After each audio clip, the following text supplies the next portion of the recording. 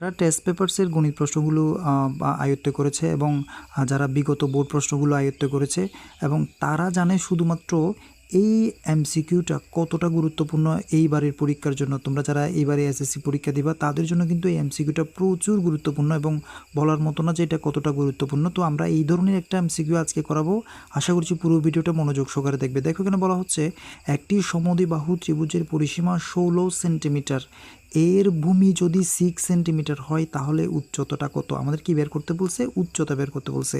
কিন্তু এখানে একটা বিষয় তুমি খেয়াল করো, সেটা হচ্ছে সমদ্বিবাহু ত্রিভুজ। সমদ্বিবাহু ত্রিভুজ মানে সম মানে হচ্ছে সমান, দ্বি মানে হচ্ছে দুইটা, বাহু মানে অর্থাৎ দুইটা বাহু সমান থাকবে, ওই ধরনের একটা ত্রিভুজ। তো আমরা একটা ত্রিভুজ আঁকবো, জাস্ট আমি বোঝানোর সুবিধার্থে একটু হাতে অঙ্কন করতেছি, তো এলোমেলো হতে পারে। তো আমি এই যে একটা সমদ্বিবাহু ত্রিভুজ আঁকলাম। তো আমি কি করলাম যে এখানে একটা সমদ্বিবাহু ত্রিভুজ আঁকলাম। এখন এই ত্রিভুজের পরিসীমা বলছে কত? 16 সেন্টিমিটার, 16 সেন্টিমিটার। অর্থাৎ আমি বিষয়টা বুঝে দিই, সেটা হচ্ছে 16 সেন্টিমিটার মানে হচ্ছে এই যে একটা বাহু, এই একটা বাহু, এই একটা বাহু, তিনটা বাহু মিলে যে যোগফলটা হবে সেই যোগফলটা হচ্ছে 16 সেন্টিমিটার। বুঝা গেছে? এখন এইখানে আরেকটা ক্লু দিছে, সেটা হচ্ছে ভূমি বলছে 6 সেন্টিমিটার। অর্থাৎ এই যে ভূমি, এইটার এই যে ভূমি, এটা হচ্ছে এটার কত দিছে ওরা? 6 সেন্টিমিটার বলছে ওরা, 6 সেন্টিমিটার বলছে। ঠিক খেয়াল করো। এখন বলছে উচ্চতা কত? উচ্চতা, আমার উচ্চতা বের করার জন্য আমাকে কী করতে হবে? মাঝখানে একটা বাহু আঁকতে হবে। তাহলে এই যে একটা আমরা এই যে জিনিসটা দিলাম, এটা হচ্ছে উচ্চতা। ঠিক আছে? তো খেয়াল করো, এটা যদি উচ্চতা হয় তাহলে এই যে 6 সেন্টিমিটার, এটা এখানে সমান অর্ধেকে যখন ভাগ হবে, তাহলে এই যে এটা পুরোটা যদি 6 হয় তাহলে এটা হবে 3, এটা হবে 3। বুঝা গেছে? তাইলে আমাদের এটা 3 3 6, এখানে আর কত থাকে? 10 থাকে। এই 10টা হবে, এই বাহুটা হচ্ছে 5 আর এই বাহুটা হচ্ছে 5। ঠিক আছে? তাহলে আমরা কি করলাম, আশা করি বুঝতে পেরেছো। আমরা ভূমিটা এখানে যেহেতু এটা এই যে এটা লম্ব আঁকলাম বা উচ্চতা বের করার জন্য লম্ব আঁকলাম, এইটার জন্য আমাকে এখানে ভূমিটা 6 সেন্টিমিটার ভাগ করে দিতে হয়েছে, যে এটা 3, এটা 3। তাহলে 3 3 6, আমাদের পুরা 3 বাহুর যোগফল হচ্ছে কত? 16। তাহলে আমি যে 6 যখন পেলাম, 8 থাকে আমার হচ্ছে 10। তাহলে এই বাহু 5 হবে, এই বাহু 5 হবে, অর্থাৎ 5 5। ঠিক আছে? এখন আমাকে এই উচ্চতাটা বের করতে হবে। তাহলে একদম খুব সিম্পল। এই যে এই ত্রিভুজটা দেখতে কিন্তু সমকোণী ত্রিভুজের মতো দেখাচ্ছে এবং এটা একটা সমকোণী ত্রিভুজ।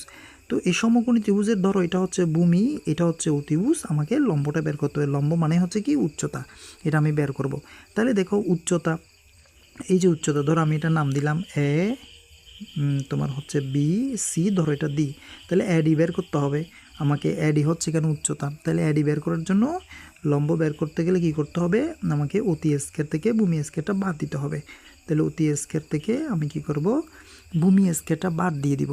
তাহলে অতি স্কেয়ার হচ্ছে 5 স্কোয়ার মাইনাস হচ্ছে ভূমি স্কেয়ার হচ্ছে 3 স্কোয়ার, আমরা বাদ দিচ্ছি। তাহলে এই যে 5 স্কোয়ার মানে হচ্ছে 25 মাইনাস 3 স্কোয়ার মানে 9। আমরা যদি মাইনাস করি 25 থেকে 9 যদি মাইনাস করি তাহলে হচ্ছে 16। ঠিক আছে? √16 মানে হচ্ছে কত? 4। কত? 4। তার মানে এই যে লম্ব যেটা পেলাম এটার মান হচ্ছে কত? 4। লম্বটা মানে হচ্ছে কি? উচ্চতা। আমাদের উচ্চতা কত বের হলো? 4 সেন্টিমিটার। তো দেখো এই ধরনের গুরুত্বপূর্ণ প্রশ্ন কিন্তু আমাদের চ্যানেলের প্লেলিস্টে কিন্তু প্রচুর দেওয়া রয়েছে। এইবারে পরীক্ষায় তুমি সাকসেস হওয়ার জন্য কিন্তু এই তুমি গুরুত্বপূর্ণ এমসিগুলো কিন্তু দেখে নিতে পারো।